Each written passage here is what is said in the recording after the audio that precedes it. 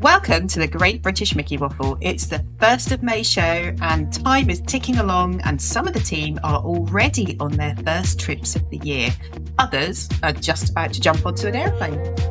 I can almost smell the summer, and we have so much to talk about on this show. So we aren't going to delay it at all. As usual, grab a snack because I think you're going to need it. Welcome to the show.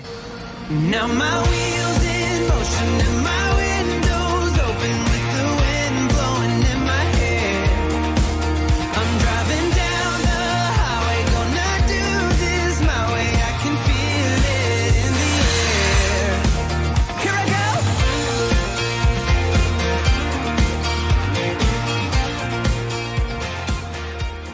Hi everyone, I'm Claire, and joining me this month for the next stage of our trip and our discussion, we have both John and Simon. How are you both? Hi. Very well, Claire. It's May, and actually, I just can't wait to do this because I actually felt we left the April show at such a moment at which we just move ourselves on. And by the way, can I just say a massive thank you to everyone who's given us a little bit of feedback from the April show of how much they actually enjoyed what we're trying to do with this and take you into each of the World Showcase pavilions and just add that little bit more detail. And I know it sounds really bizarre, but actually it is that thing that download it onto your phone the next time you're in Epcot. Just play the information as you're actually watching it. For me, that's something I took from last month's show.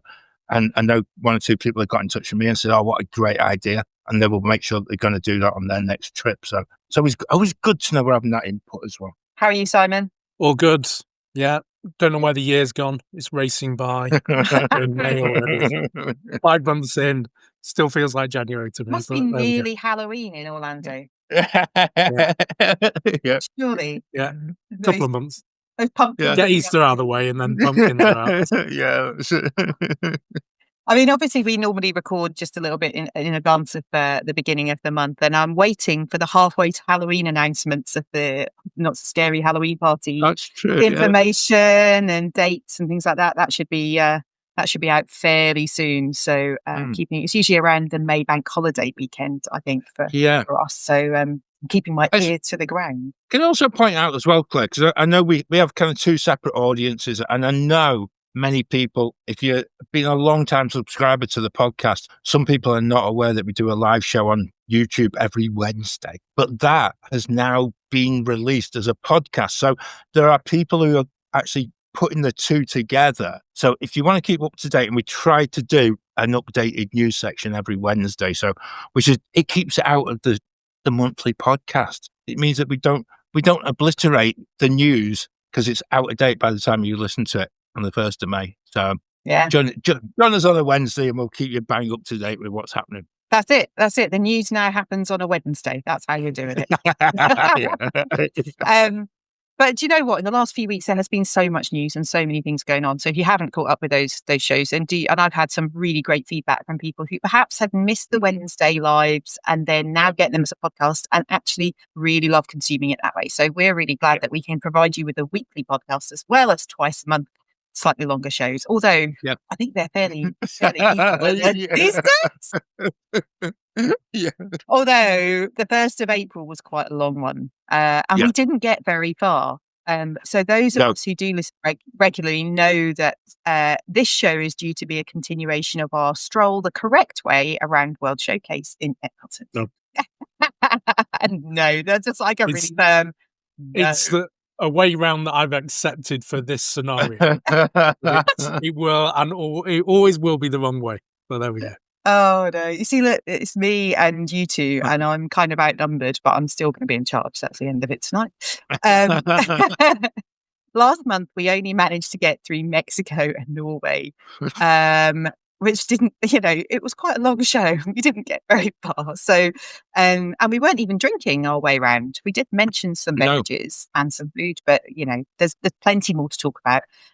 So we are going to pick up on the pathway round World Showcase, where we left off, heading into China. Can we start, Claire, with that transition as you come through Norway?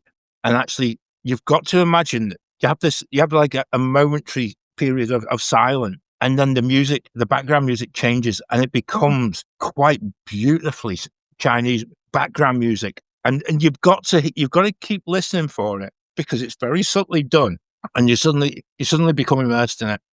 It is the most clever bit. It is. It's really good. Clever use of audio to actually grab your attention. It really is. It's just, I think it happens almost at that point. You know where there's that walkway to the left towards the backstage area, where there's some bamboo on the left as well, just after that, and you get the wood flutes from the Chinese music, coming in. And if it's a festival time and they've got a booth open just on the right hand side there's usually a queue that goes back into Norway.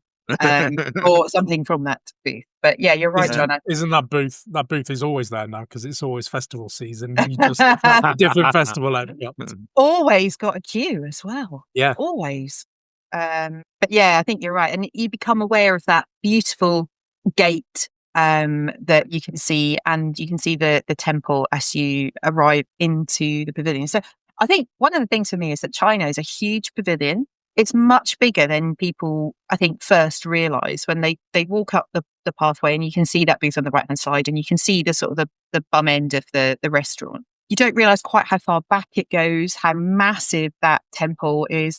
There's so many things to look at, and I guess it's probably been missed in terms of the attraction in there is not a new one, and people scoot past because I guess there's not really a huge amount. On the surface, there's not a huge amount to do, but everyone is wrong. There's loads. And I think, one of the things for that particular pavilion for me is it's really, really photogenic. Yeah. It's really hard to take a bad photo in the China pavilion. I don't know. That's not the same for all of them, but I just think it's the colours and the fact that the pavilion architecture is quite tall, so you can get that gate, you can get the temple and behind it, the lily ponds and all of that stuff. You can get some really beautiful photo. If you're feeling artsy, you can get some beautiful reflective photo in the water. And I think that it's also one of them places, Claire, as well, that at different times of day, I know we keep coming back to this, at different times of day, you get a different glint on the colours.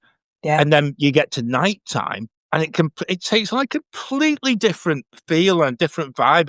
And again, if maybe if you get chance and you're going twice around World Showcase, do it in daytime. But also, it is one to go back at night and just see how the lighting just changes the entire look of the pavilion as you stand from the outside. And like you said, Claire, with the gate and then the temple in the background, it is absolutely stunning. It really is. It's one of them that you really do need to take as many pictures as you can and hope at least one of them does it justice. Yeah, I think it just is stunning, and I think you can come under that. Do you remember when they had the dancers? I know they've had acrobats recently, but sometimes they had like the lion dancers and the. Yeah.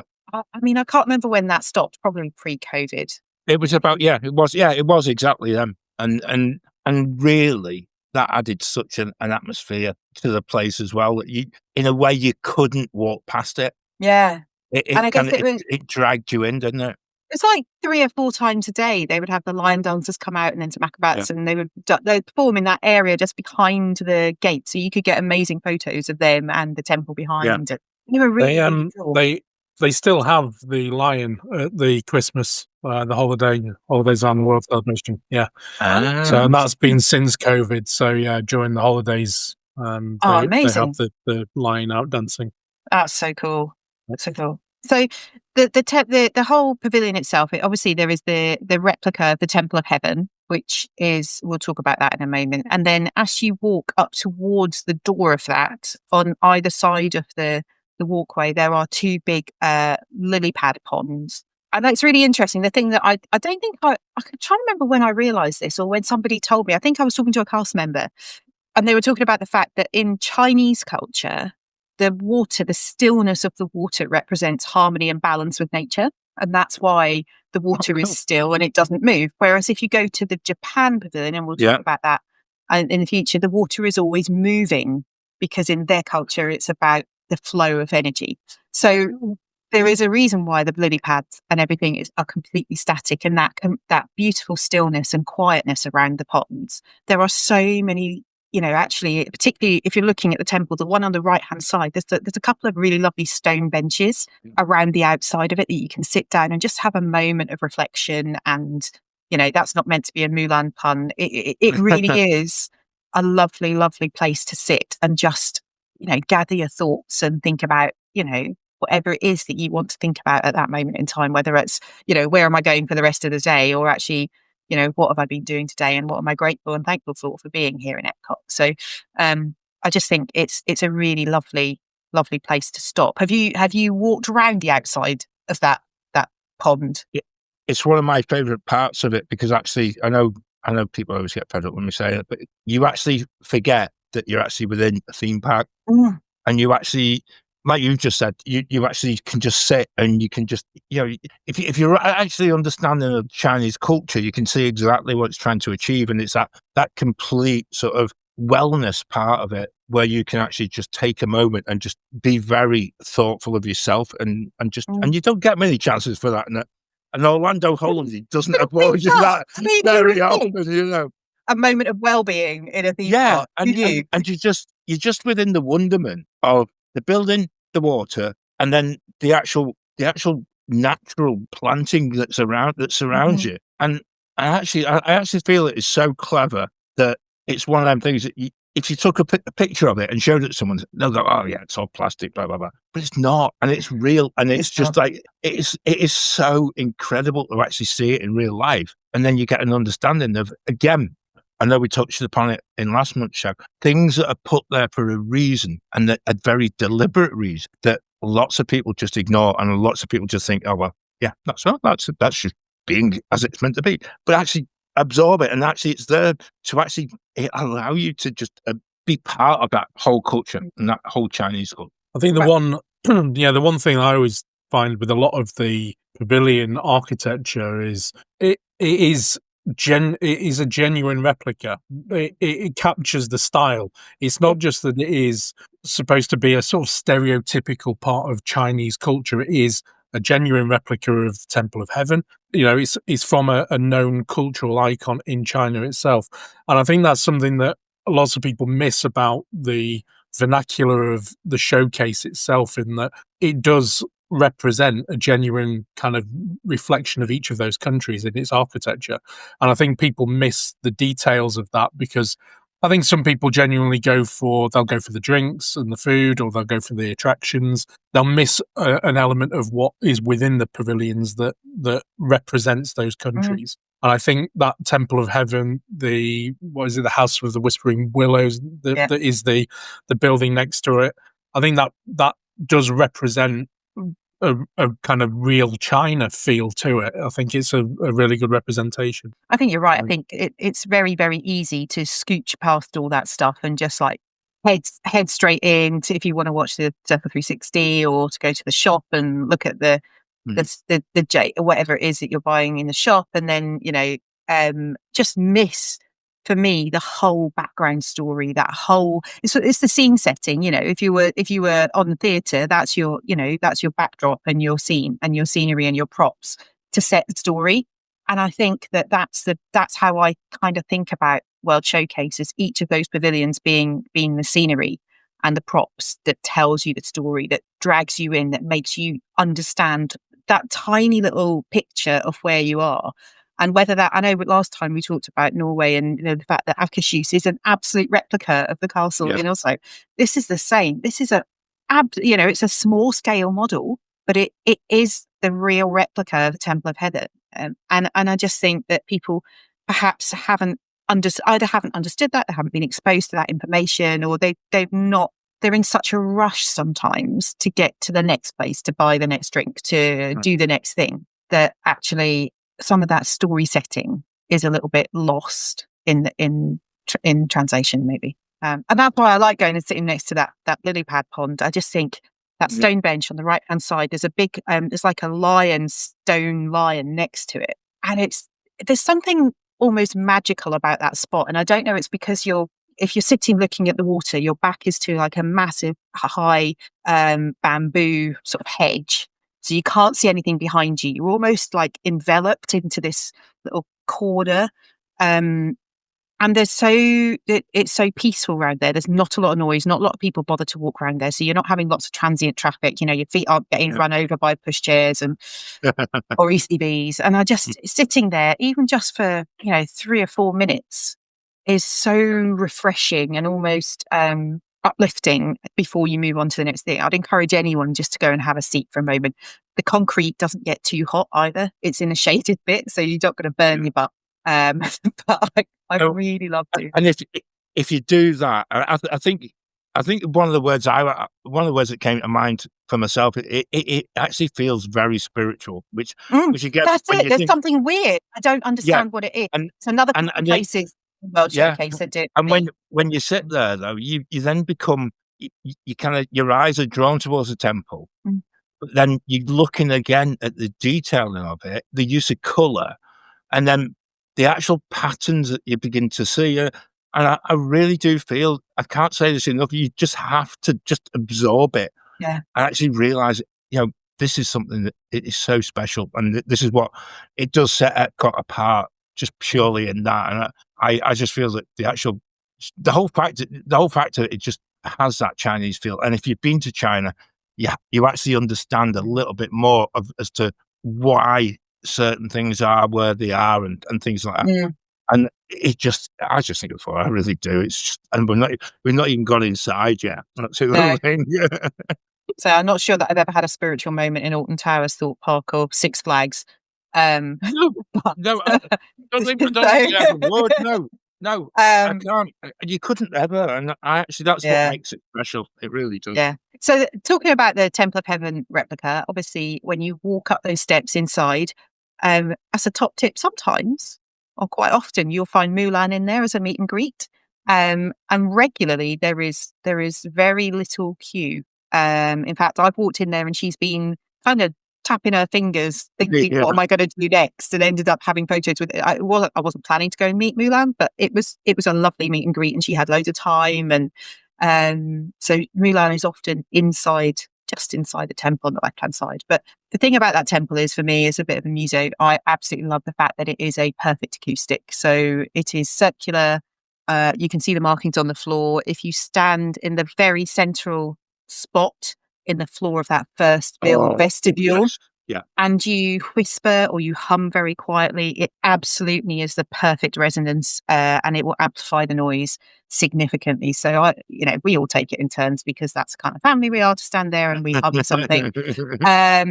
And you get that sound ringing around you. It's just incredible. But do look up, because the ceiling in that room... That's what I was about to say. It is beautiful. Wow.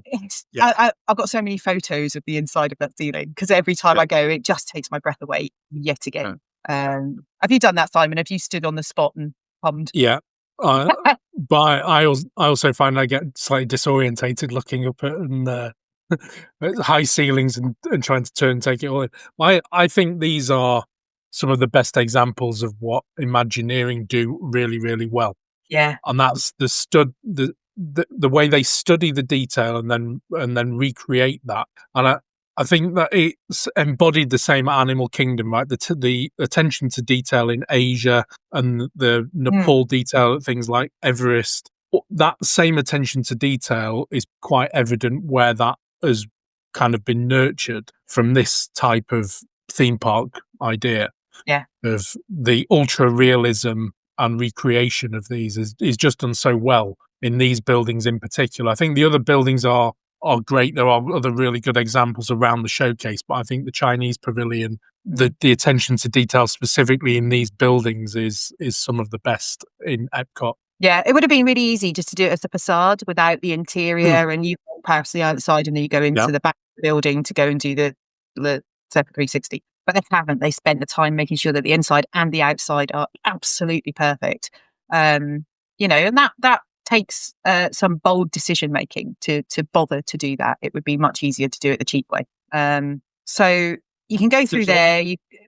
When you go through there, you must make sure, and there's a little plaque on the wall on the left-hand side. Now, I used this in a classroom again and again and again, and actually, it probably sums the whole thing up about what we've already just been saying about this pavilion. And it's an Asian proverb as opposed to being a Chinese proverb, but they've used it. And like you said, Simon, it actually has that whole thing, not just about World Showcase, but about the detail at which Animal Kingdom went to. It is hearing something 100 times is not as good as seeing it once. Ooh. And I love that. I love it. I just feel that every time I'm in that pavilion, I have to just go and I have to go and just look at that. And it reminds me of exactly why we do this and probably why we're doing this as a show, because it isn't until you actually see this, you actually begin to understand and you begin to absorb the whole cultural part of it as well. Yeah. You know, people can tell you about it. They can show you photographs, but until you see it, that moment it becomes a reality. And that for me is such a powerful thing to see on the wall, because it's kind of reminding you, if you haven't got it already, go and watch the film and then come back out and then look at it again with like a renewed understanding. I think you're right, and I think a lot of people don't bother to go and watch the film. You know, you go back through that temple, and then there's a big seating area with lovely wooden benches, amazing aircon, and then there is the Circle 360 film, which is Reflections of China, that was rumored to be replaced during COVID. I think it was that they said they were going to replace it, or just after COVID, they were going to update it and modernize it. It hasn't happened. So we still have our elderly Chinese gentleman with his lamp coming towards us over the wall, which is awesome. But it is I think it's probably the first Circle 360 that I ever saw. And it's been there since the beginning. And every time I watch it, I just think, wow, there's some amazingly beautiful places in this world. And there are some gorgeous bits in China that I probably will never see, but I do like going and watching that film. And, you know, it's a big theatre. You can't, if you've never done it, you can't sit down. There's leaning beams to lean against. But you need them, because to see it properly in 360, you need to move from one beam to the other one, or turn around, and you're able to just take in the whole place. It's not about sitting there and just seeing looking the 180 view of it. Just absorb the whole 180 part of it, 360 part of it. What I would also say as well, Claire, and this is perhaps a little controversial, but if you think about how, you know, we're going back a significant amount of years when this film was actually made, you do begin to wonder if they would get the same access to some of the elements of China that they did when this pavilion was put in. If there were to be a new film, would it be possibly a little less informative? And I put it on that footing, or would we? I think it's a really candid. I think it's great. It's a very candid view in terms of theatrical view, but it is quite a candid view of China from the 80s. It's not necessarily the most modern view, or you know, Hong Kong is there, but at the point where they filmed it, it was still under British rule. But you know, there are so many incredible moments, and people do hold on to those beams, because there's a bit where you fly across the Yangtze. I don't get a problem with motion sickness, but it does make me feel a bit weird. But it is such a beautiful film, and it's informative. It is everything that Epcot should be. It's edutaining, you know, it's informative, it's beautiful, it's interesting, there's nice music, and there's so much to see and take away and talk about afterwards.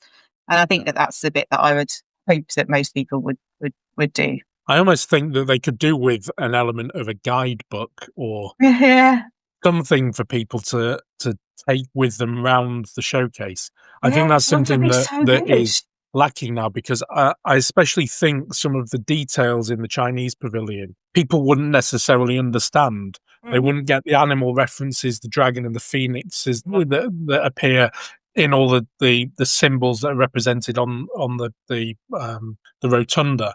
So, and I think though it'd be really good for people to have snippets to understand, to be able to walk through and spot those points, understand the link between Chinese culture and numerology, all those things that are I just think would be another step on that edutainment kind of thing for walking around the showcase. And I think the Chinese pavilion would be one of those that suits it really well, because I think there's so much that isn't immediately obvious unless you look beyond the initial kind of facade of the building. That's a really important point. I don't think they've ever had Yeah. that, have they? They've never had a guidebook or there are various people who have done walkthrough guides, a bit like we're doing now, but there's, Disney have never produced anything, as far as I'm aware, for World Showcase to talk you through all the things that you're seeing. And I'm surprised, actually, because that would be I would buy that book. Yeah. The 11 countries with all the detail. Yeah. I would. Maybe I'm wrong. Maybe there is one and I've missed it. If there is, But let's go. there's certainly for other things like the windows on Main Street. I've got that book as well. But why? Have one that covers. Yeah, I don't know. Yeah, it's weird, isn't it? I'm just thinking, though, if it goes into the detail that we're trying to do, as we're doing the audio sort of walkthrough guide, because you imagine the size of the book that you might have to take with you if you just. I know, I'm just thinking maybe we should get this printed up and. Yeah, but I think you're right.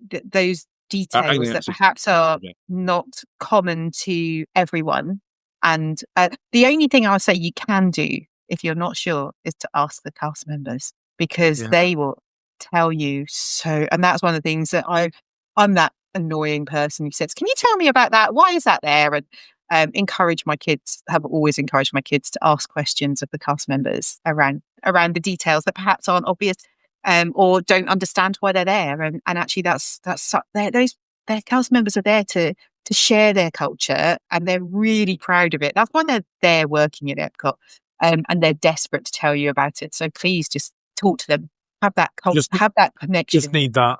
Just need that way to push people to go and explore and ask the questions. Right. I'll sound like some old granddad coming along saying, "Oh, people don't talk nowadays," but no, they're too busy with their face in their phone. Yeah, and there's somebody there in front of them who can tell them everything that they might want to know and more. But, I think that's maybe why they've never done handout leaflets, because I think the point is that they probably would rather encourage you to speak to the cast members that are from those nations that are here to represent their culture as well. So, So as you come out of the Circle 360 show, you come into what is currently a showcase of. It used to be about Hong Kong Disney. It's now about Shanghai Disney, and it's got all sorts of amazing exhibition pieces, including costumes from different parts of the park and ride explanations in display cases. It's got all the original Tron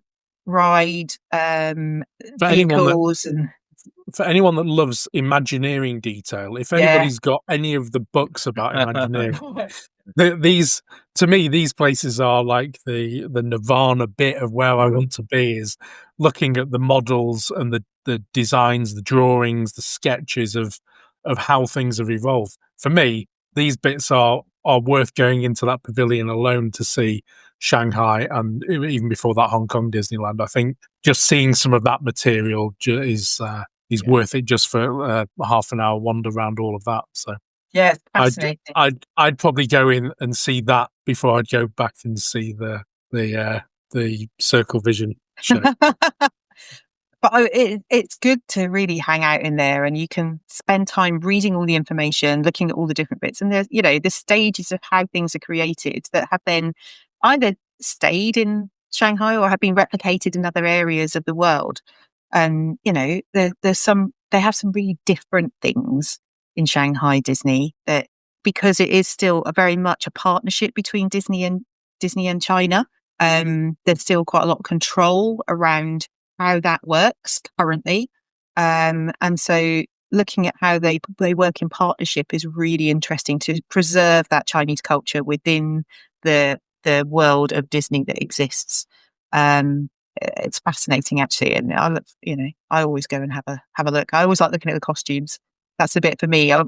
Some people like the ride information and the tech. For me, I love the costumes and like that social commentary on what people are doing. But it's all there. And I think that's a bit, and I think there probably will be people who listen to this who come straight up, if they actually make it into the film. That's maybe the key bit, and they've no idea that part of the building actually exists, because they're thinking we need to move on and we need to push on. Oh, but let's go into the shop. But actually, there is so much in there, and like you said there, Simon, it is half an hour's worth of just having a look, and just it really is. It's selling their culture and their traditions to you as somebody from the Western world, and giving you that little bit of understanding that we don't understand it at face value. But the more you actually get in touch with it, you begin to realize that's why. And that, I love that. It's one of them things. And I think going back to your point, Claire, as well, using the actual cast members who were there to make your visit that little bit more informative is perhaps a little bit better than just sort of trying to Google it while you're there, and it doesn't work. So Well, if you've done what John has suggested and you're actually stood in the China Pavilion at the moment whilst listening to this, pause us and go and have a chat with a cast member. That's my advice. That's good. And then come back. Actually come out of that building and hang to your right. There's the House of Good Fortune, which is a large store in China. There is a beautiful walkway that goes all the way to the back of the pavilion at that point, and it's got some of the bits in World Showcase that I love, and I know a few other people that love, which are stairs to nowhere, which appear in several of the pavilions, where you have a staircase going up to the first, second, third floor. Yeah. But they don't appear to go anywhere they don't go anywhere you can access. So you don't know where they're going. And I love those little moments of the stairs to nowhere, and like the conversation you have about, I wonder what's up there and where they would be going and things. I think the architecture and the theming is beautiful. They could have just made it like a shop and nothing else to see, but they haven't. They've really constructed beautiful artwork around the windows, the fittings, the glasswork, everything. And that's the same in all the other pavilions as well. Those stairs, though, Claire, it always takes me back to the very end of very end of the Truman Show. And when you just have that whole thing of like it's your exit out of what is. I'm desperate to go up and find it. The door opens at the top. There's 2 or 3 pavilions that do it really, really well. China is one of them. It's probably a stock room, or maybe maybe it's a staff room. Might not even be an actual door. I want to go and find out, but I'm not that person to go through the barrier that says cast members in. Yeah. So yeah, that store, if you go to the very back of the store, you can actually find there's a whole load of merch around, things like boba tea and like various sort of pop culture stuff that you get in Chinese culture now. So there's quite a cool bit in the back, and then there's also a wall of chopsticks where you can find your own name on a pair of chopsticks if you would like. And they do have quite a good selection, I have to say. Millie took some for her teacher one year. We found a pair of chopsticks for her year 5 teacher when we were out there, because he absolutely loves Chinese food and Asian food, and would tell them frequently about what he'd had for dinner on Saturday night, and so she found him a pair of chopsticks with his name on as a gift while we were there, which was quite cool. But in the shop, they do have some really interesting stuff. They have, and I think one of the things that people have picked up on is they have some interesting food. So they do have some slightly more exotic flavors of Lay's or Walker's crisps, which are not ones that I would necessarily want to eat. They have a bizarre, I think there's some crab and all sorts of slightly odd chicken flavor and barbecue, I don't know, bamboo or something, not sure. But they have some weird flavored crisps. What I think are weird flavored crisps. I'm sure if you're maybe not the same as me, you wouldn't think that, but they no, I know they've got some weird ones, haven't they? Like fried crab, pickled fish. Yeah, there's some, and there's a chicken one. I think it's like barbecue. It's not barbecue chicken because that's too straightforward. I can't remember what it is, but I might have been spare rib something. Yeah. I'm gonna have to. I'm gonna have to go and look the next time I'm there, because it is the type of. They're not great. The type of flavors that you just think, no, I'm not even going to waste my money in doing that. And it's a type of shop where there is hundreds of little things like that. That you think it would be a nightmare with kids. Kids on a school trip with like fingers. $5 burn a hole in the pocket as they walk in there, and then realising everything costs $7 or $8 or $9 or $10, and it's just like want that. because it's just like it's full of stuff that you will never use, and it'll sit in the back of the cupboard Yep. in the kitchen Oh, yeah. forevermore. They do have quite a nice selection of jewelry. So that if you're into jade as a semi-precious gem, then they have loads and loads of jewelry with jade in it. They have some really interesting dragon. I don't know what you call them. Statues isn't the right word. Dragon things that you might want to put on a shelf somewhere. I don't know what the right word for it is. Dust gatherers. Is that what it is? I think that's maybe what it is. I'm sure that people must buy them, otherwise they wouldn't sell it. And that's the thing. Yeah, we talked about as you come into the temple and you look at the beauty and the splendor. You actually get to a proper Chinese shop when you get to the end, because it is all that stuff that is very much down the line of it looks good, but actually I'm not sure when I'm ever going to use it. And that sounds a really horrible thing to say, but I'll probably save you. If you're looking at that stuff now, I'll save you a few dollars. Yeah. Keep it for when you get further to the front of the pavilion.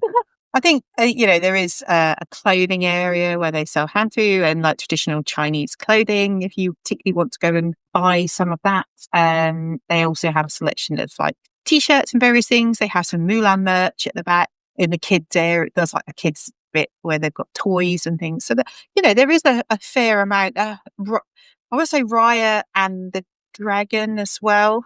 Do I mean Raya and the Dragon? Yeah. I think that it's Raya, isn't it? I'm not going mad.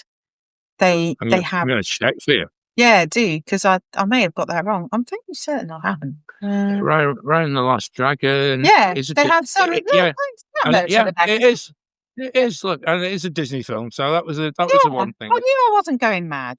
So they do have some of that merch going on as well. So there is plenty to see in the shop. And then there are actually 2 restaurants. There's a table service restaurant and a quick service restaurant at the front of the pavilion. So I haven't been. Can I add a little bit of a word of warning, though, Claire? Because actually, as you come out of the shop, now, if you've been in the temple and you've done the film, as you're coming out of the shop, you're in for a big surprise. Because one, you get that wall of heat that you haven't felt for at least a good half an hour or so.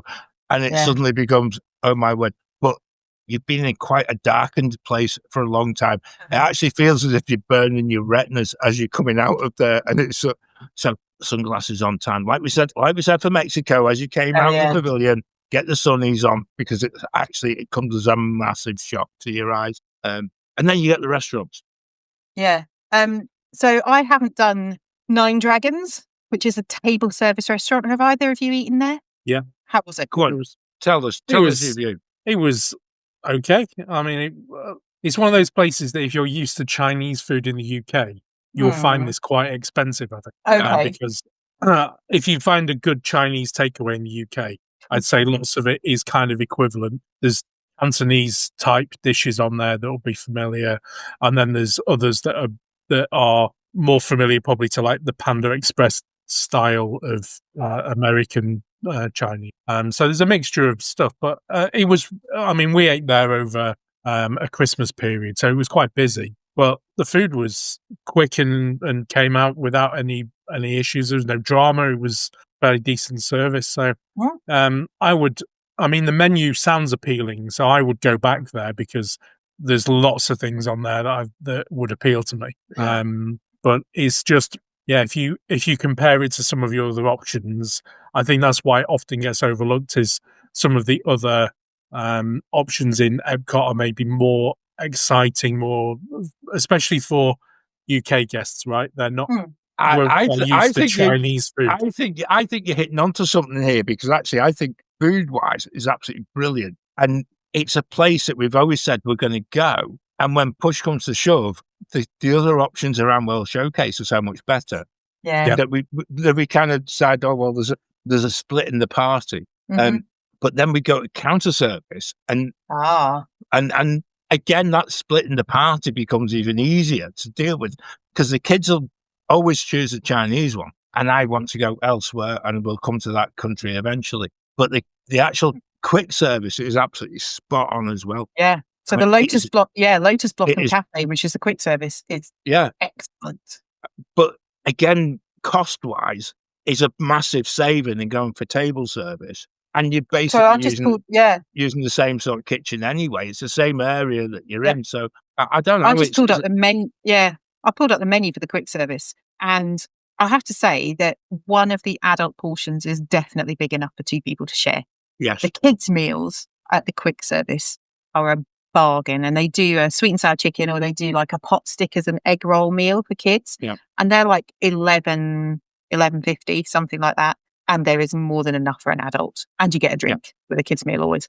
The adult menu, so they do like an orange chicken, or there's a classic fried rice combo. The orange chicken, the Mongolian beef, and the vegetable noodles, they come with rice or noodles.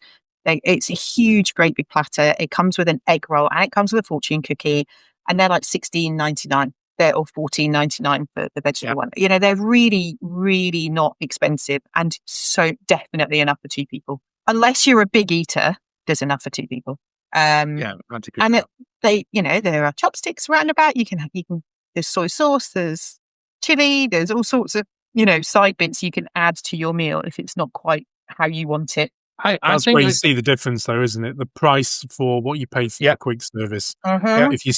If you're at the table service, you are instantly into the 25 per head upwards. Plus. 25 for a fairly basic kind of veg stir fry or chicken dish, up to like 35 for the beef dishes. So it's quite a big difference. I think the kids' meals at Nine Dragons are still consistently about that $11 mark, $12. So I think that's okay. But yeah, you are instantly into the next tier up on food price. And I think most Brits would probably go in there and say, "Oh, it feels like the good Chinese down the road to me, which I'm paying £7 or £8 for a main course from it, paying 25 for it here." I just think it's not something that Brits would typically go for as their primary choice in Epcot, given its competition, and probably that the quick service is probably, if you want some Chinese, you just go for the quick service. I think that's always been our problem. And we've, it's always been a case of, we're going to sit down, we're going to have a family meal. And then when you start doing the calculation and you start thinking, okay, now let's put the sensible head on and let's do the quick service, because actually you get to sit at the table anyway, because there's loads of seating. There's loads of space and stuff. So again, it could just be one of those that I don't want to discourage people from going and paying extra for Chinese food, but actually the quick service is just as good. Right. I think we should move on, because we've been in China for quite a long time. Not that I have an issue with that, but there's loads to see. There's loads to go at, and actually we're doing really well, and actually we've got a great place to go to. Yeah, so I'm kind of scooting across the bridge. And we are back in a time where if you catch it at the right moment, the bridge goes up and you have to wait while they bring the barge out for... Yay! Yeah, it's like back to Illuminations. It's great. It is. It's lovely. And I have a big, long video of the Illuminations pilot. I have as well. I actually, if that happens to you and the bridge goes up and you are walking, the amount of people that you stand beside start rolling their eyes and start complaining. Puffing and puffing. They might not be wearing a watch, but they'll do that bit where they'll look at the wrist as like, this is just like, this is so wrong. And actually, it's the most amazing thing that actually, when you take your time, you see the barge coming through. Yeah. That's the point in which you must be ready to take photographs, because you begin to see how many different fireworks are strapped to those barges. It's amazing. I mean, I think it's usually like 4:30, 5 o'clock, somewhere around there that it happens. And it takes a good 8 or 9 minutes for those for the bridge to go up, and then all the barges to go through, and then the bridge to go back down. And people do get a bit tetchy and a bit huffy puffy about it. And then you get the other people who are a bit like us, who are just taking video. It's brilliant. It's just brilliant. I love just people watching at that moment, because it is one of those. And you will see people just turn around and it's just like, no, just wait and just absorb it. Just take enjoy. Time. Have a moment. Yeah. And then you've got the African outpost. I wasn't going to loiter here, just because there is a refreshment stop. There is some face painting. There are some African drums on the left-hand side. But there's so much more we need to talk about around World Showcase. I was going to keep us walking. Does anyone have an issue with that? I'll just mention the fact that I'm sure we've done a live Wednesday at some point where we've kind of talked about the history of this. Yeah. But if you like what we're doing, send us a message, and just we'll come back to this, because actually I think this is a show all of its own, where we can actually imagine which country you would like to see within in that gap. in that outpost gap. But also there are, going back in history, there was a plan of putting from that point right round to France like another semicircular loop that kind of fitted in around the back of the pavilions, which never came to fruition, but there were plans for it. And yeah, I think that was somebody got carried away, I think, in thinking that they could persuade so many more countries to pay for a pavilion Rambo showcase. Not sure that's happening anytime soon. Well, it never happened in 1982, so it's not happening now. It's definitely not happening now. But let's move on and say Guten Tag to Germany. The German pavilion, German culture is not something I know very much about. It's not somewhere I've been very many times. I've been a couple of times for various reasons. The German food is not necessarily something that I would jump to eat. It's not my bag. I like a beer, but it's not, it's fine. However, I'd say that I really love spending time in the German pavilion. There's so many things to see. And I hadn't realised, I have to say, that before you actually get to the main body of the pavilion, at the moment, or currently, I think there tends to be a bunch of sort of food booths on the left-hand side as you walk towards the German pavilion that tend to have, in festival times, there's often a band playing, and they have like the Alps bit where you can go and get your stinky cheesy whatever it is that you want to buy. But on the left, as you arrive at what I call the pavilion proper, just before you get to the caramel kitchen shop, on the left hand side, just before that, there is actually, if you go around to that side, you often get to the Snow White there doing a meet and greet. But if she's not there, that actually you can go and see her wishing well, which I hadn't realised was there. So you can go, and there is the option to drop a coin and make a wish in Snow White's wishing well, if that's something that you want to do. So, and it's a beautiful photo op, actually. And it's under shade, and people miss it. They're just in a rush to get into the pavilion. So have you been around there and had a look at that at all? Yes. Yeah. It was also a really nice meet and greet, and I think it's one of them that in the good old days of the paper show times are actually improper. I don't wish this to sound the way it'll sound. In German efficiency is actually when they say there's a meet and greet at 3:15, it's spot on 3:15 when that happens as well. But I would also say I think I'm going back to about 2018, 2017. They had a German yodeler in the cabin just before you arrived there. Now, she was internationally renowned, and this is a lovely story. And I'm thinking, well, there you go. I'm going to extend the kids' knowledge of music. We're going to go and listen to a bit of yodeling. And oh my word, I can't.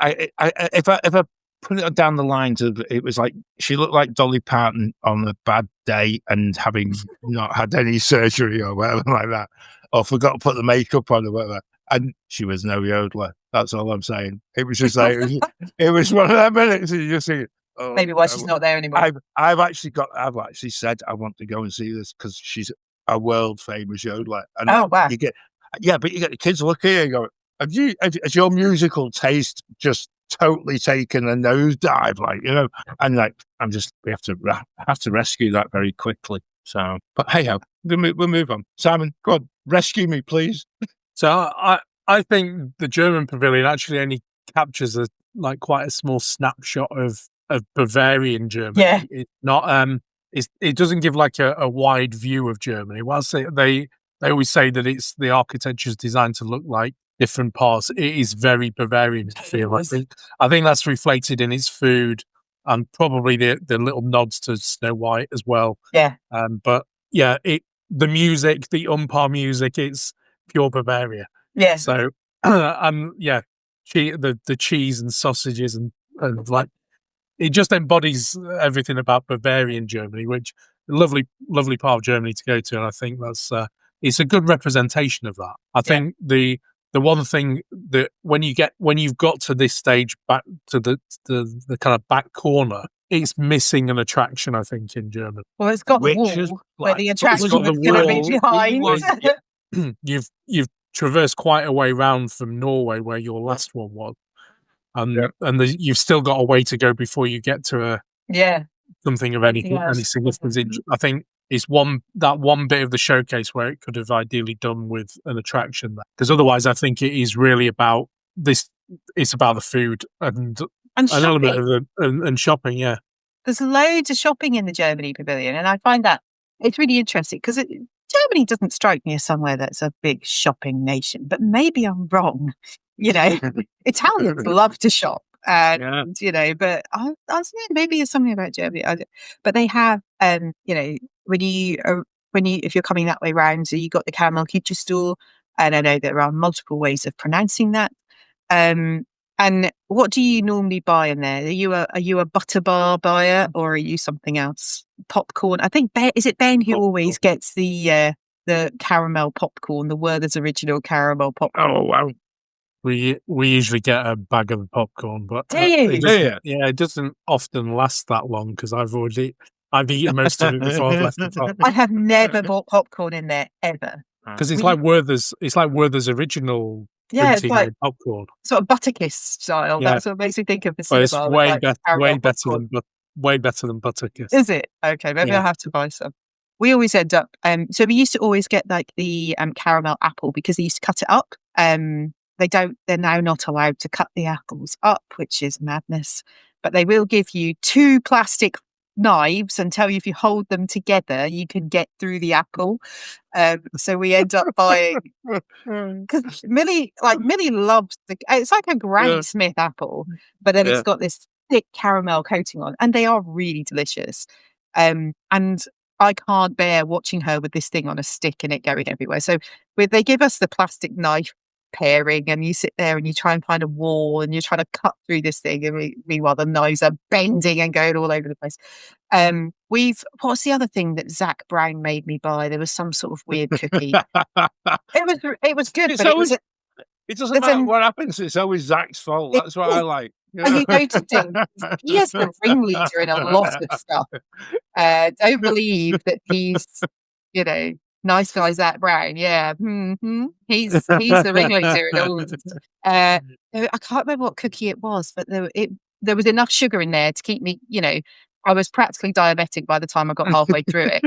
And I just think that the food, the treats, you know, they've got the little caramel squares with the sea salt on the top, and a dark chocolate covered one, and a milk chocolate covered one, and you know, there's so many different things. There's something for everyone. The cookie I like there's the caramel apple oatmeal cookie. That might have been what it was actually. Yeah, the caramel apple oatmeal cookie. I'm an oatmeal cookie kind of person rather than the sugar cookie type things, and that one in particular from there. If Robin's there and she's been in Epcot in the last days, I will often ask her to bring me one home, pack it up and bring it home. Cool. Yeah, they're good. They're really good. Yeah.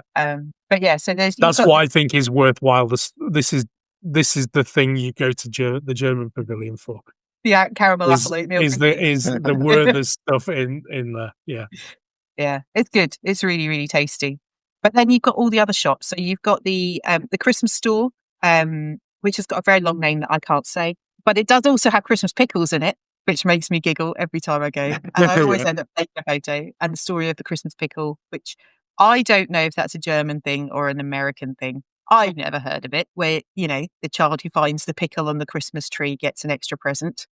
I don't know. I don't have any German family to ask if that, or friends to ask if that's a real thing or not. But if anybody has, contact us through the Waffler's Arms on Facebook. Please do, because actually I think that'd be really good. And I'll ask my sister-in-law. My sister-in-law, she's German.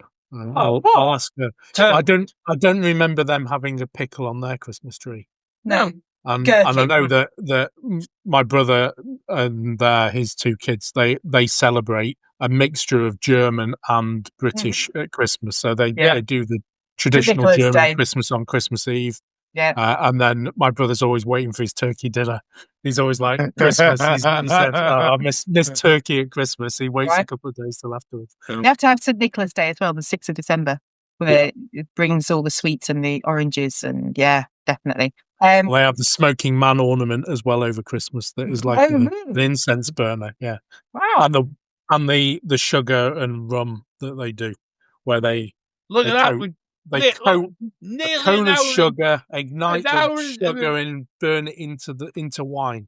And really? now into the show, and then Simon's in on the rum. Drinks culture there. It's taken an hour. Good grief. There is also the department store, which is Das Kaufhaus, which is the one that's got like the t-shirts and the hats, and it's got, a whole load of different German pavilion, and they've got some really cool Germany pavilion branded things, if that's your thing. Yeah. I should have gone there. I should have gone there last year, Claire, when we did the I actually could have gone and changed my complete costume for the Halloween party last year by going there, and but culturally I would be misappropriating not just myself, but also the whole of the German population. I think I might be a bad idea. They have the folk art section, which is Volkkunst, I think is how you say it. Volkkunst. My German serves me right. I can sing in German, I just can't say very much. Yeah, no. And then you've got the wine cellar at the back, which is obviously the wine cellar, which is the bit where it's so you can say that bit. All I can say that one. I actually, we did something there about 6 years ago where that was your first stop and your first glass of wine on a wine journey that starts in Germany and goes the other way. This way towards France. Yeah. And we went there last year, didn't we? We went to the wine cellar and had a sit down in there and just take a drink. Yeah, I think it was raining, so we dived in there to the same time. Yeah. Lo and behold, there happened to be some wine around. Oh, just Well, you walk through. We didn't start just by magic. Walk through from room to room, and then at the back, the place where you don't take children, there is the glass store, which is an Erebus Brothers store at the back, which is a glass called, and they have tiaras and crowns and very expensive fragile glass things that you do not want your children touching. More popularly known as the don't touch shop. We're going that way. Look with your eyes, not with your fingers. We're going out through the wine shop. That's it. Don't go in there. Oh man, it just the thought of going in there with a child, even now when she's 12, makes me anxious because I'm just like, there's glasses, there's glassware, there's mugs, there's. Claire, I've got an 18-year-old who I wouldn't let loose in there. I really wouldn't. She'd be wearing every tiara and then knocking everything else over. So I just no. That's better not. There is a lovely Georgian dragon statue in the centre of the square. There's the clock tower, like Simon said. It's all very much Bavarian culture.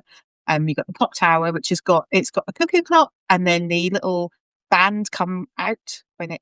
I'm doing a band movement, but I'm not. This is a podcast, so this doesn't help. But once upon a time, that used to be a fantastic stop on the Agent P circuit. Oh, really? Around and actually you had it was one of those things that you actually had to just wait, and you just had characters popping up every now and again. It was. And that's how I managed to get the kids out of the glass shop. And it's like, you come there, you keep watching, and you get an Agent P character will appear there, and I'm going for a beer. Is it a fountain in the square, or is it just sitting area around the George and the Dragon statue? I can't remember. I don't know if there's water or not. I don't know. They got rid of it when they're not big on fountains just now at Disney, so but we'll maybe avoid mentioning that. What I'd like to say as well, because actually I'm going back a number of years to when my children were a hell of a lot younger than they are now, and I think it was for our Josh's. It might have been his 13th birthday, something that so long ago that it's lost in the midst of the time. But we were our very last stop in the whole day of 4 parks in one day was in the German Pavilion, and as young kids only can, they saw somebody who I could have walked past this guy a million times and never had a clue who he was. Was it Des from Austin and Alley? Okay. And the kid's like, get the camera, come on, you've got to take a picture.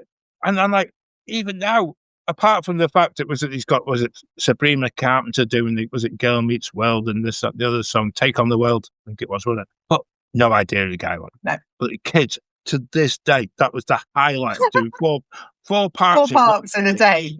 Yeah. That's the highlight. And they got to meet, but they got a picture with him and all that. Oh, amazing. Guy, but in the gym pavilion. So I can't let it pass without that day actually coming into the mix, because actually it was one of those moments again. And I say this: the slower you go around Epcot, the magic comes and meets you. And I was having a grapefruit beer at the time when this happened, which is a very, very delicious drink when you're in the gym pavilion. A infamous. Well, yeah, grapefruit beer. Yeah, because it is. It's just beautiful, and it's just refreshing. One of those that and it's got very little alcohol in it, which is even more surprising. I mean, I think if we're at the back of the pavilion, then there's obviously a couple of eating locations. So there's the Summerfest quick service, which is hidden. If you go to the very back of like Simon was mentioning about, there should have been an attraction, and there's the big back wall, which has got like what Del Boy would have called a mural. It's got a painting on it of like I think it's meant to be the Rhone, and then that was meant to be the river ride at the back of the pavilion. Summerfest is like tucked in behind there, and that has some you can get pretzel, I think you can get a bratwurst. There's a few things that you can get there. So if you're just looking for a bite to eat, there are some good things, and it's never busy because nobody knows it's there. It is one of the most hidden things in the whole of Epcot, and don't get me wrong, because I actually think that the selection there is absolutely superb. You can get your beer there as well, and rather than waiting in a great big long queue at the beer, because there is like a beer stand at the front of the pavilion on the right hand side. Yeah, and that always has a big queue. But actually, Summerfest will do you a beer as well. Yeah, but go and check it out, because actually you will begin to get a little bit of that idea of where, like we were saying before, where that ride should have been, and they basically just put a screen up, and you actually have a feeling as if you don't belong there. And I know it does feel a bit weird back there. And they could have put more seating, because there's no seating or anything, and they could have put chairs and tables in there. And but it's that bit where you feel, oh, am I meant to be here? Am I intruding into the table service restaurant, the beer garden, and am I actually just walking into a restaurant that I don't really want to be in, or? And you get that little question, because it goes against a little bit of the detailing that we've discussed so far in the other pavilion. Yeah, it doesn't kind of sit right, and you then kind of shy away, and you come away to that area at the right hand side with the beer is, and they do pretzel there, so you think, oh, I'm all right. In that space is safe. I can go and get I can go and sort myself out and get me caramel sweeties on the other side. I'm done. I'm actually sorted here. But actually, go right into that bit. Don't feel embarrassed about it. Go and look. And actually, I think you sat in the table service, Claire. I think that was one of the things that you did for the first time, wasn't it? Yeah. So beer garden. Yes, we've done it once. Would you do it again? For me, it's not your type of food, is it? No, it's not my type of food. So I'm not. If I was eating plant-based, definitely not. Yeah. Vegetarian, there's a bit more. If you like a bratwurst and you like a pork shank and that sort of food, if you're carnivore and you like your noodling and your potatoes, it's probably great, because it is a buffet, and I think there's loads and loads of choice. For me, it's not my kind of food. So I think that the atmosphere was fun, and the band that play, I think they're called Born to Polka. They're called the band, and they obviously have the entertainers. They have the guy who plays the Alp horn.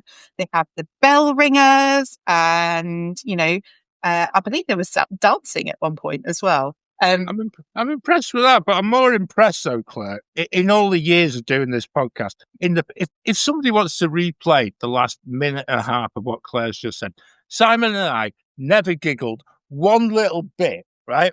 I want that noted because actually we dealt so well with that, and I'm going to take it. You need to listen back now. I don't know what I'm saying. That was just Yeah, okay. it's all those words that normally in the past, being the childish person of the team, it would have brought upon much more giggles. And look, because we're taking people to a time and a place, look at what we did. There you go. That's all We call that growth, John. Thank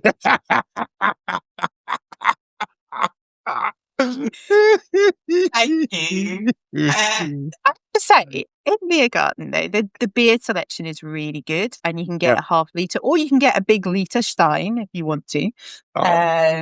And not to be too stereotypical of Germany. Not to be too stereotypical of Germany. The servers are awesome. They were really fun. And the only thing is that if you don't have a party of 8, you may get sat with other people, a bit like a couple of the other restaurants. So I think in Japan, you might, if you don't have a full table and you're at a teppanyaki restaurant, then you will get sat with other people. So anybody that eats in Wagamamas, those used to right. share. It's not a big deal, but yeah, you might end up on a table and meet some new friends. I think that there are some really good things about that restaurant location, and it does feel like feels like nighttime all the way through. It's sort of like meant to be in a Bavarian square, and again, it's got clever lighting, so you feel like you're outside when you're inside. And I think everyone can see everything that's going on because the seating is sort of on tiered levels. So there's a bottom level which is almost level with the stage, and then another couple of levels up. So actually, if you're sat at the back, you can still see everything really clearly. And the entertainment's fun. The show goes on about an hour, roughly. I think maybe 45 minutes to 50 minutes. And within that time, there is sufficient time for you to go and get your food. So there is starters, which is loads of salads and cold meats, and then there's main courses, which I said before. There are several different versions of bratwurst and currywurst and pork shanks and those types of things. And then pudding, there is usually like a pretzel bread and butter pudding, and there's a chocolate thing, and there's loads of selection. Perhaps if you are a meat eater. If you're not a meat eater, it may not be the best option. That would be my suggestion. Yeah. Have you eaten there, Simon? No, never eaten there. Yeah. We haven't, and for that same reason, Claire, when you look at the food that's on offer, and as a family, it doesn't. If you're trying to tick boxes for each part of the family, it misses more than it ticks, and so you kind of come away and you're thinking, okay, that's not going to work. Yeah. And especially if you go in the summer, you have that whole thing about bread and butter pudding and things like that. I couldn't even think of it. Sausages and sauerkraut at 110 degrees.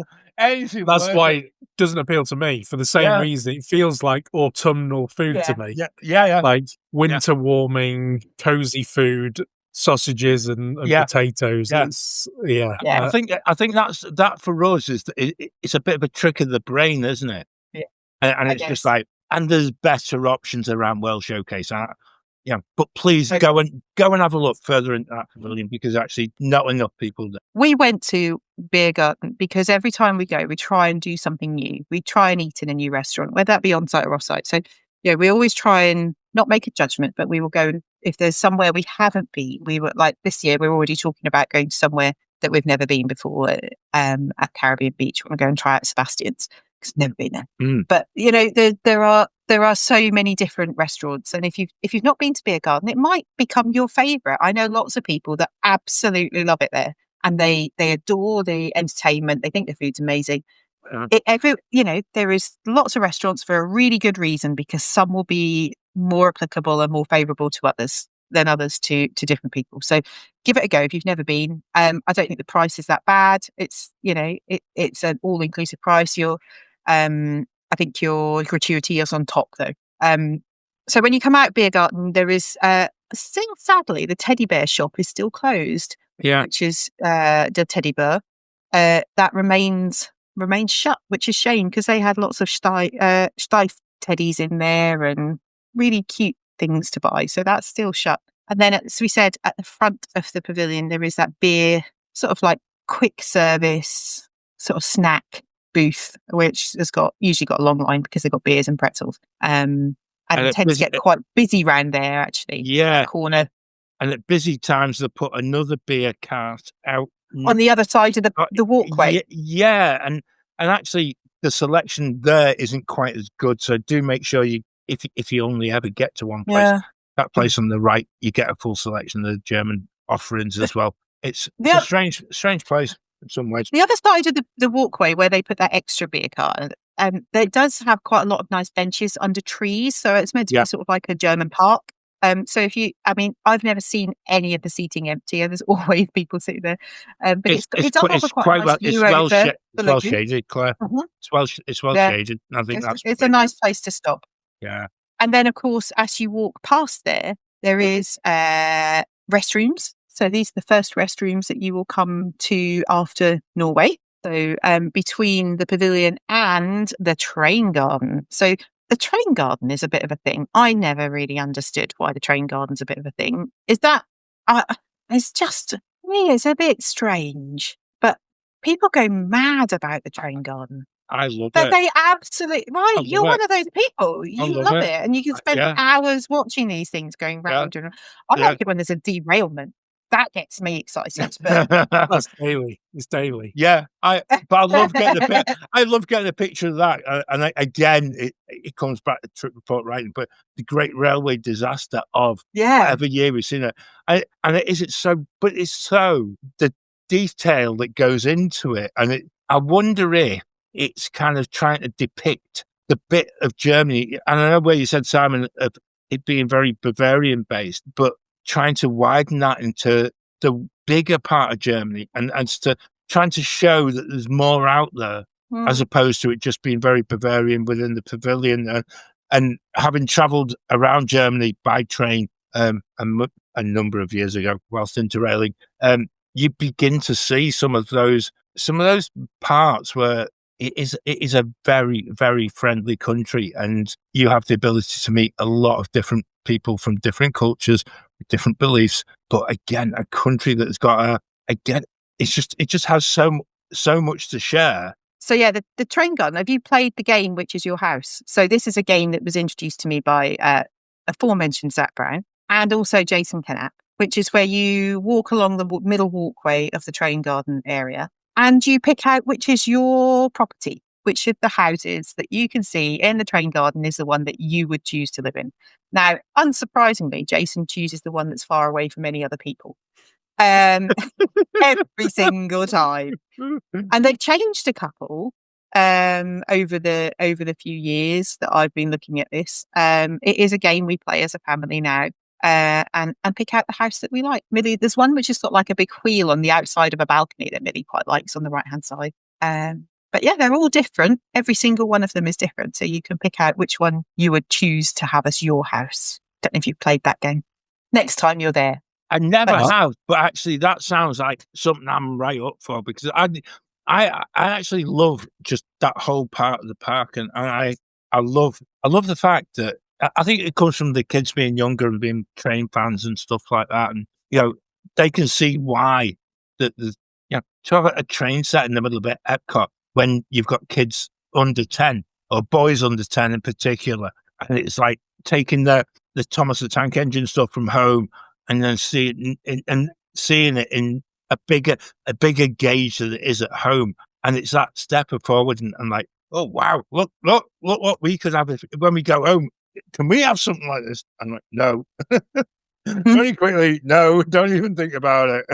But it's wonderful. I love it. I really do. I think it's a really nice extra additional detail to the pavilion.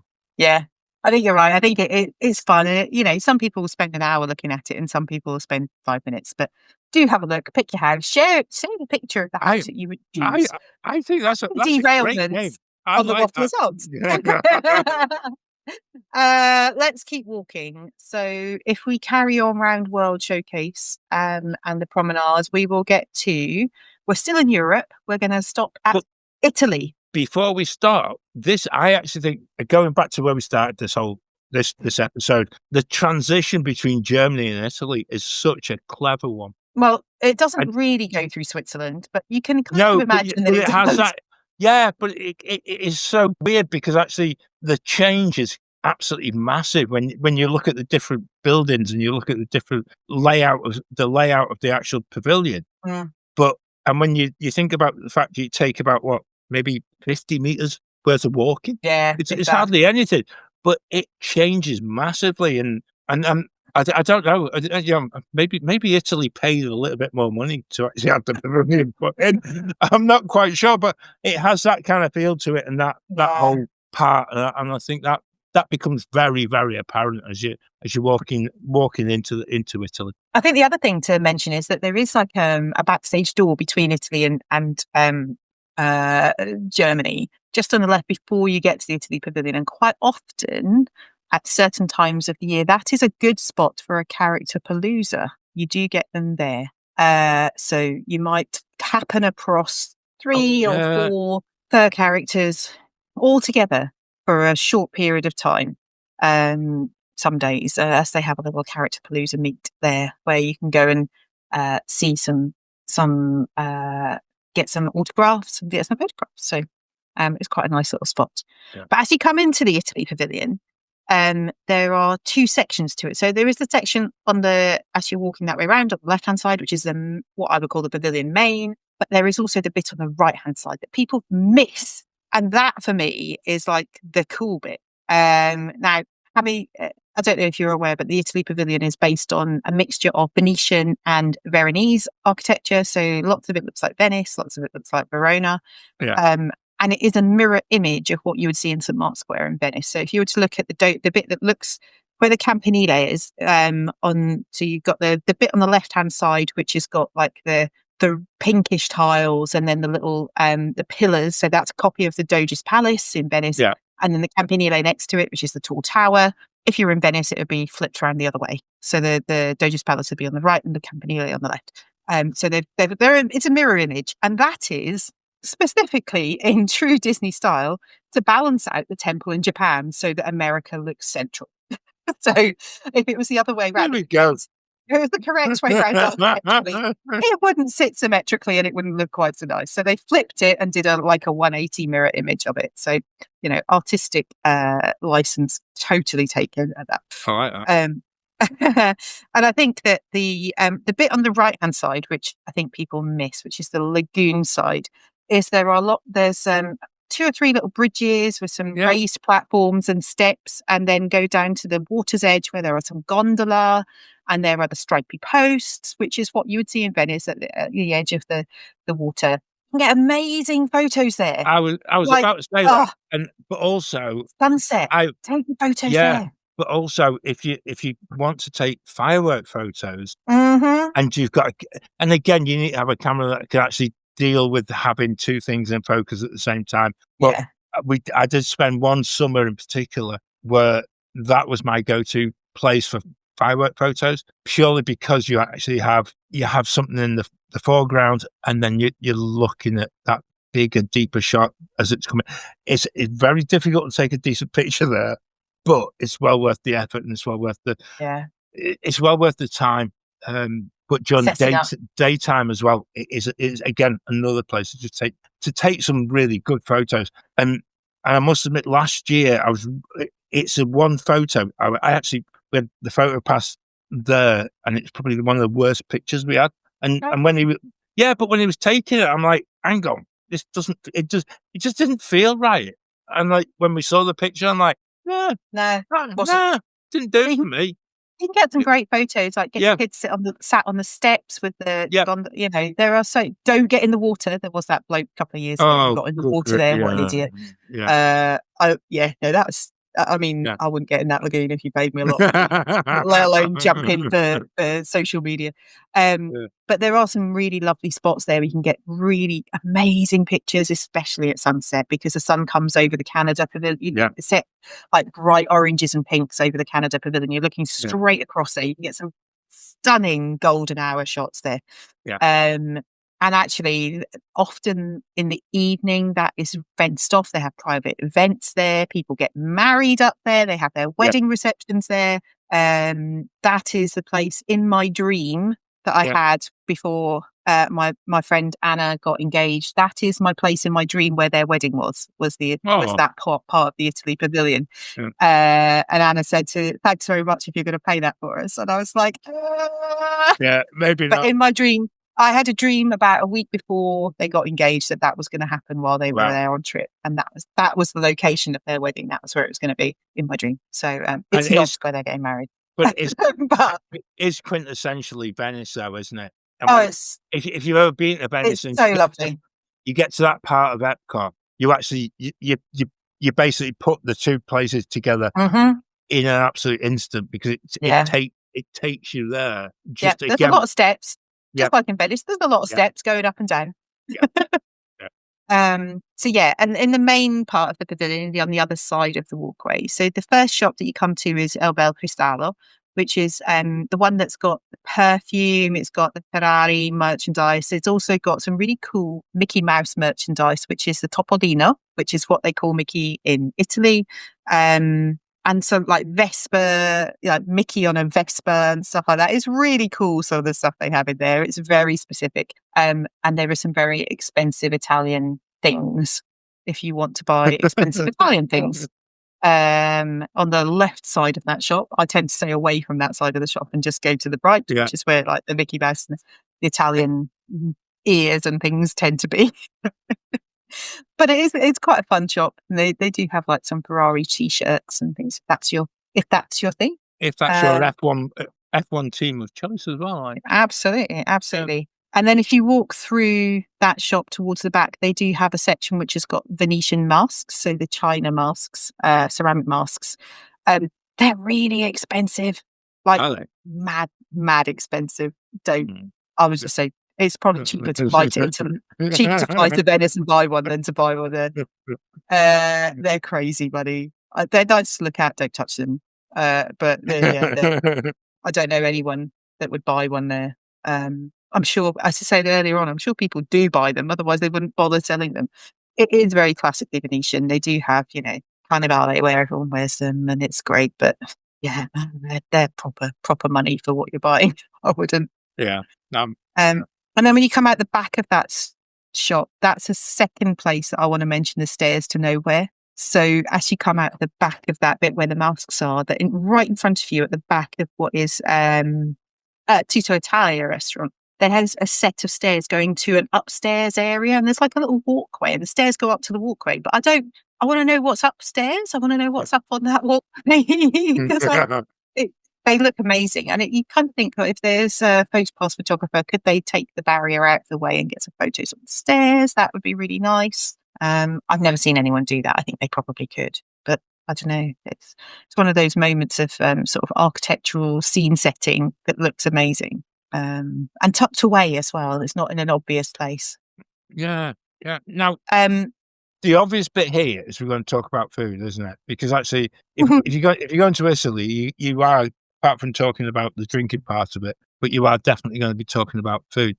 Now, I'm going to throw this to Simon first, because I know, Claire, you've got your own views on this, and I'm just looking, because actually, good, Simon, give us your Italian pavilion food review before we get to Claire, because actually, I think, because I know Claire's got multiple views. Yes, and that's what I'm aware to get a real absolutely. Really. So there's a pizza in Via Napoli that we would go there just to eat that particular pizza. Yeah. And I'm just trying to remember which one it was. It had truffle oil on there and artichoke. I think it's the carciofi, which is a white pizza with artichoke and mozzarella truffle oil. Oh, wow. We would go there every trip just to eat that pizza. Nice. Because it's such a great pizza. We would order the biggest pizza they've got and share it between the table. And, we'd have that every time. What do you think of Via Napoli as a restaurant in general? For pizza, yes, I wouldn't go there particularly for most of the other food there. I think the pizzas, if you're going to eat Italian, I wouldn't necessarily go there for the other food. I would go there because the pizza options are good. It's not super cheap, but if there's 4 of you and you're going to share one of the Metro pizzas, then that is good value in that sense. We've had really slow service the last few times when we've been there, and that's always been a bit of the disappointing thing, that we've waited a while. But generally, we've always had a good experience with food there. But it's become the place for the carciofi pizza, just because you'll taste the truffle oil for the rest of the evening. That's so it stays with you. It certainly does.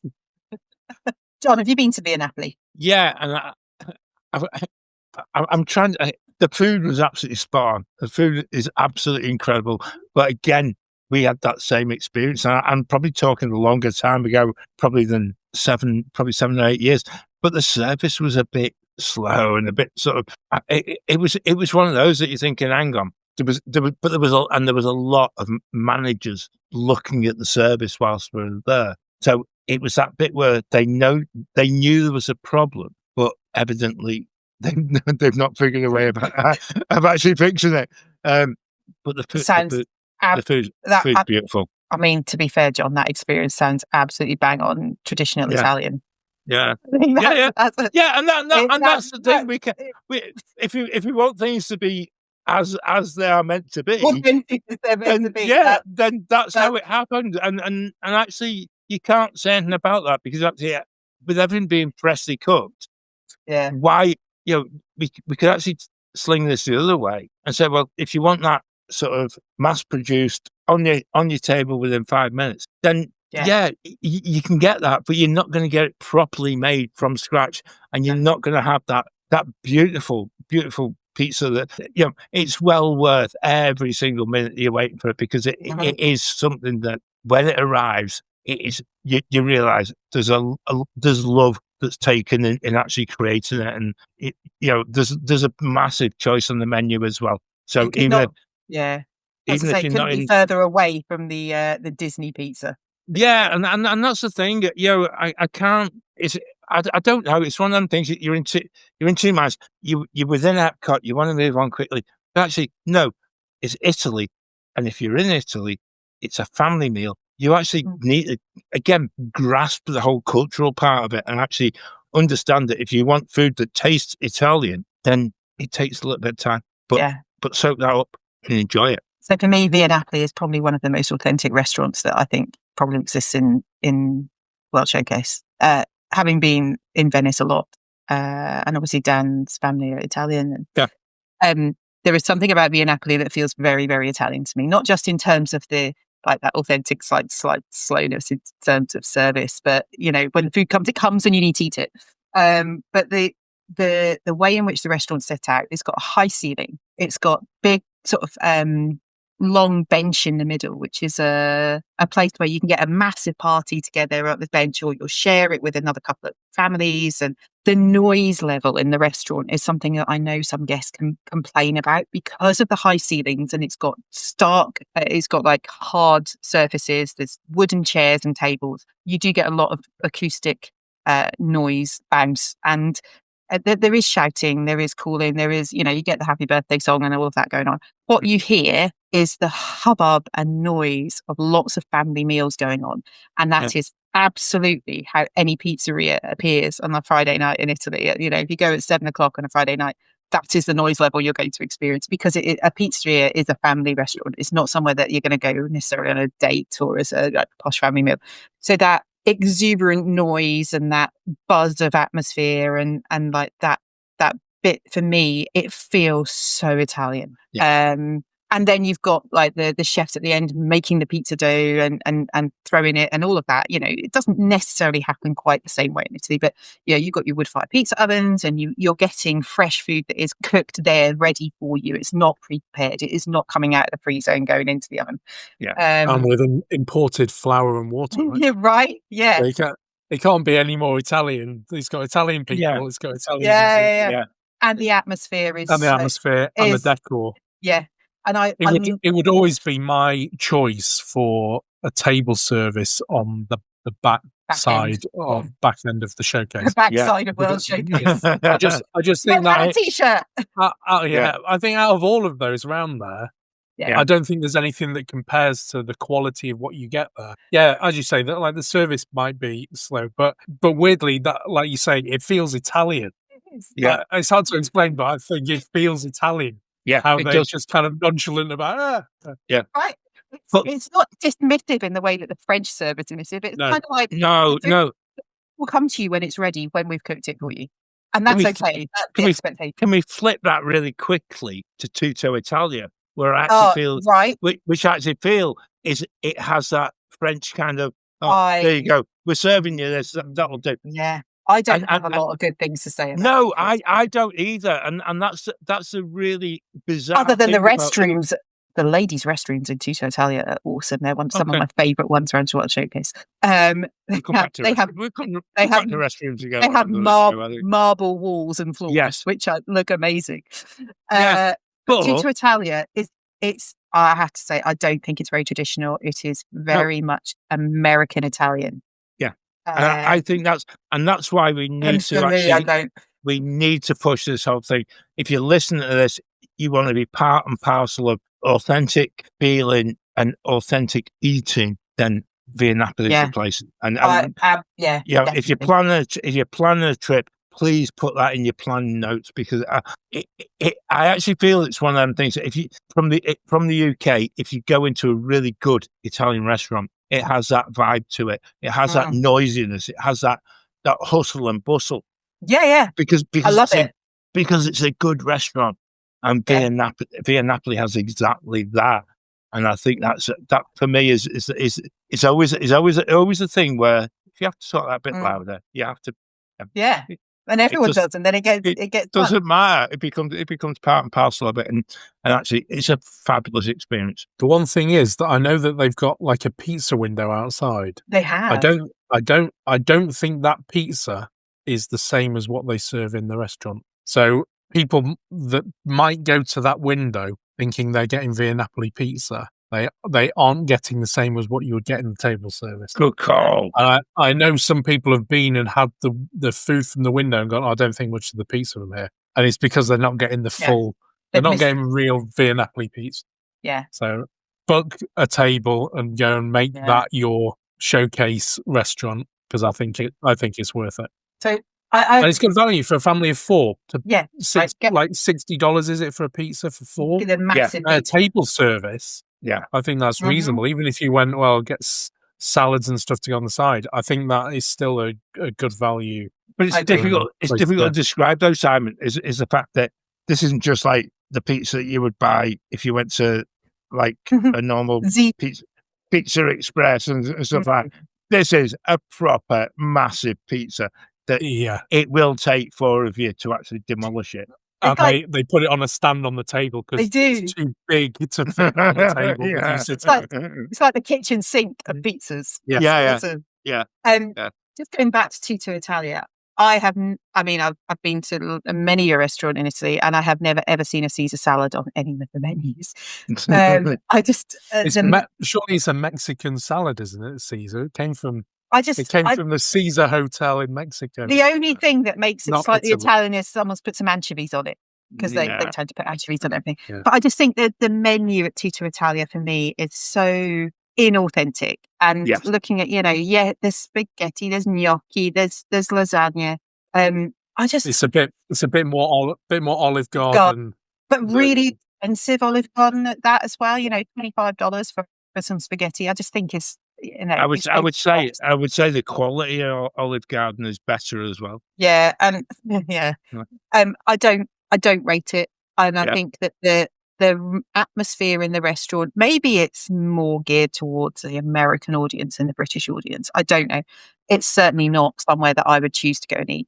And I'm disappointed that Tutto Gusto, which is the wine cellar that sort of sits in between the two, you used to be able to go there and just have a drink. I mean, we're going back 10 years with it, but and you could go and get a drink. You could then get a drink and you could order a snack. Now, unless you're eating, a fairly substantial amount, you have to sit outside, which is such a shame, because at a location, the theming inside is beautifully done in terms of I've been to a number of sort of bars or wine cellars in Verona that look just like that. They are caves. They are designed to be cool inside because it's hot outside. There's it's fantastic, and we've had some great service in there with amazing servers from Italy.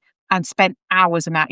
It's hard. It's almost halfway around World Showcase if you're doing it in a day. It's the time of day when it tends to rain, so you can go and take shelter in Tuttogusto. And we've if had. if it's not raining, just complain that You can wait. Your You feet just wait hurt, for the rain. your feet are hurting. That's Yeah. another excuse. Or Go and have a seat and wait for the rain to come, and then you've got a reason to stay. They have a really great wine selection. They do a wine flight, but they also have some really lovely wines if that's your thing. And they all do different sizes. So they do a quattino, so they do like a small carafe as well, which is better value actually than a couple of glasses. And they do spritzes, they do beer, they do all sorts of things. And I remember we used to go and get a drink each, and then Millie would get like some pasta or something because by that point she was hungry. We weren't necessarily particularly hungry, but they stopped doing that now, and it's so disappointing that you have to sit outside unless you're actually all eating. And the price in there has just become the most obscene price. I mean, I think the last time we sat inside and we ordered a dessert each, I think, because we had to order food. So there was 5 of us because my cousin's husband Simon was with us, and they ordered 5 drinks, including one like chocolate milk for Millie and a Coke for Morgan or something, and then three or 4 desserts and something. And the price, I think, by the time we had 2 drinks each, came to the best part of $250 with tip for a quick drink, sheltering from the rain. That's like next level. And actually, we haven't been back since then. We stopped there we sat outside for a drink, I think 2 or 3 years ago, but we haven't been back. And that would be our norm. That would have been our standard every single time in World Showcase. Stop at Tuttogusto for 45 minutes to an hour every single time. And I just can't bring myself to go back there because the price is now so astronomical and fairly offensive to me. You can go in and get a drink. Apparently they do a great espresso martini that you can take away. I can't do it. I would rather spend that money going for a meal in Via Napoli every time, and probably 3 meals in Via Napoli for that sort of price. So I just think Tuttogusto's priced itself out of the market, unfortunately. Am I right in thinking though it's actually owned by a third party chain, isn't it? It is, and it's the same company that owns Tutto Italia. It's the same same people, but it's just sad because it's such a nice location and people will miss it if you can't even go in and have a look at it and just see how beautifully done inside it is. I do miss going in there, but I just will not pay it anymore. Don't blame you. No, that good grief. No, right? Yeah. So the rest of the pavilion, they have got like as you're outside, they've got a little raised area, which is quite nice, a little flat platform. You can get some nice photos there. If you're looking into the pavilion on the right hand side, they've got like the fake mini Trevi fountain. Yeah. Which is always good for photographs, and people toss a coin over their shoulder and all of that stuff. And was it 3 coins in the fountain? Is that so? Was that a Roman holiday? No idea, Claire. And then you've got some citrus trees, and you've got the what I call Dominic the donkey, the plastic donkey on the left hand side with his citrus on his side. And then the Kid Cot stop next to there's a shop called the Enoteca shop, which has actually got a wine shop at the front. So the shop itself has some really cool stuff in terms of kitchenware. They've got aprons, they've got some nice Italian merch, they've got some really good Italian chocolate in there if you look carefully. Although it does melt quite quickly in the Florida heat. That for me is the best part of the shopping experience there. You need to make sure that you actually get into that space. It's really there's loads there to actually go and get into. There definitely is. And then at the front they've got it's just like a counter, but they've got a massive list of wine and a couple of beers. So you can get Prosecco, you can get Lambrusco, you can get red wine, white wine, rosé wine by the glass. Or I don't think they sell by the bottle. I think it's only by the glass at the front, and it's not particularly expensive. I think the glass of Prosecco is like $14, which is fairly standard across most of World Showcase. It's not particularly big, but it's not particularly expensive.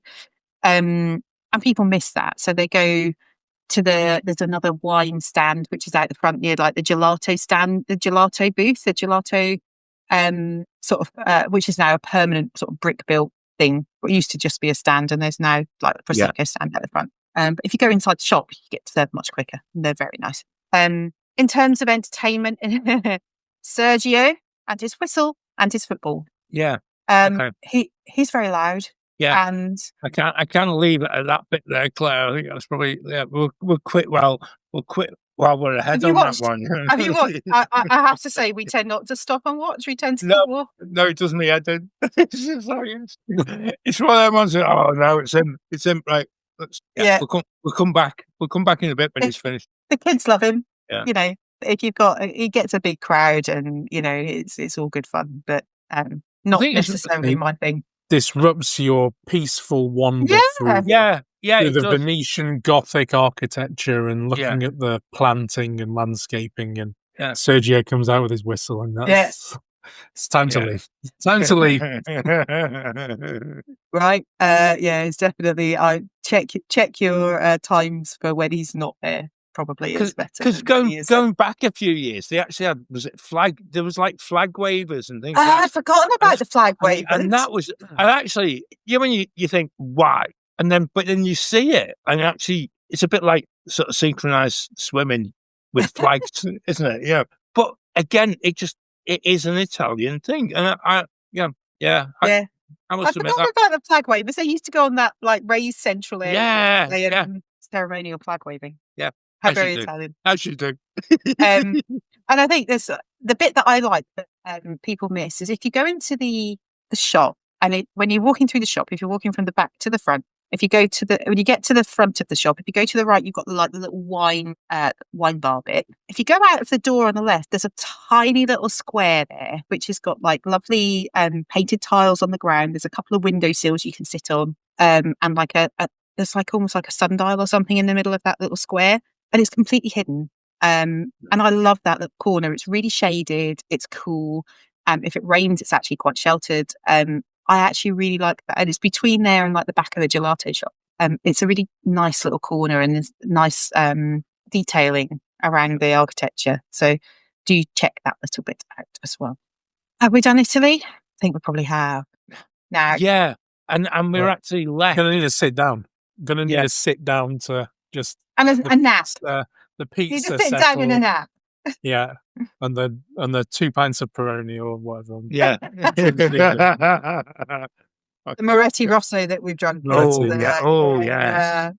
Okay. Well, I think looking at our timing, we might need to take another pause. We managed to get from China to almost American Adventure, but I think probably it's time to take a breather, and we will continue with our little trip around World Showcase. We're never going to get to the end. We will. And actually, everybody listening, just keep sending us the comments that you did last month, because actually this becomes like a bit of a passion to actually get to the very end of this. And for us, as we're doing this, even as we recorded it, there's things I write down as like, we haven't done that for ages, or I've never done that. And that's what makes this really, really sort of pertinent to you guys who listen to the show.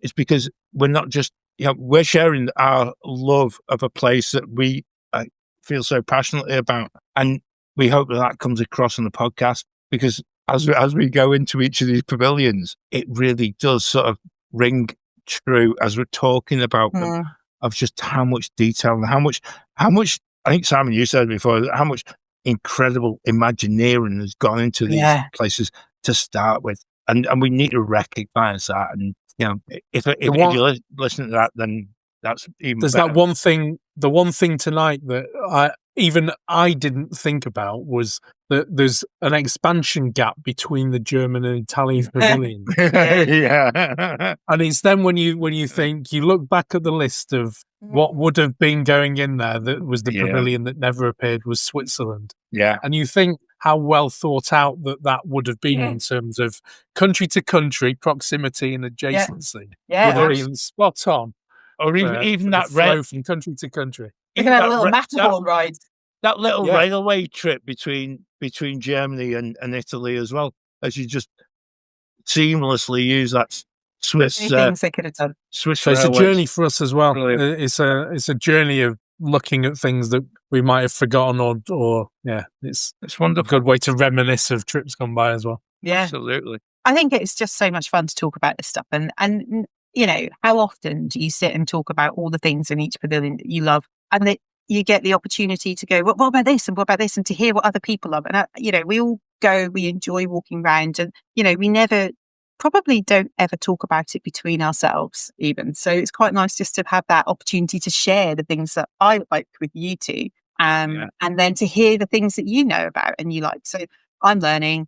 I think hopefully people who are listening are enjoying this. That was the feedback we got last time. So we're going to keep going. We're going to keep walking around World Showcase.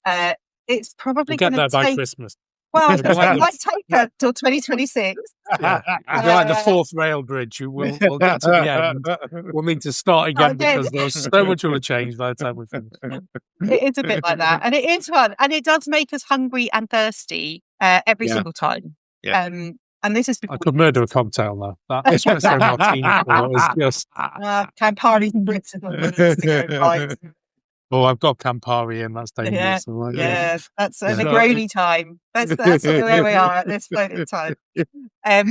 We would love you to tell us what you think about these shows around Epcot. Let us know what you want to... If you think there's things we've missed, tell us. Oh, yeah. Tell us what you love about each of the pavilions we've talked about in this show.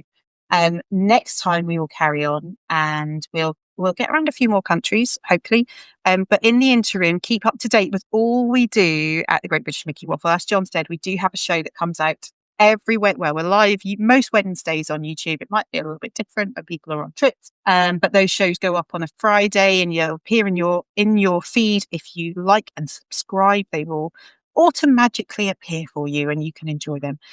We love to hear from you, and we hope that you have if you've got a trip coming up, let us know about that and what you're looking forward to. The Waffler's Arms on Facebook is our virtual pub. You can go there, get your own Campari, Spritz, or Negroni. I'm afraid the drinks you have to provide yourself, but a warm welcome is always waiting for you. Which pavilion has been your favourite so far? Which is your go-to, and which one can't you wait for us to talk about? Let us know. I think that's the thing, Claire. This is a two-way thing, and as much as you listen to us, we love for you to communicate back to us as well. And I think we appreciate those who do, because it really adds to what we actually talk about too. So a big thank you to you guys who do reach out. And I guess we'll see you live next week. And in the interim, we will see you soon. We'll see you real soon. Now my wheels in motion and my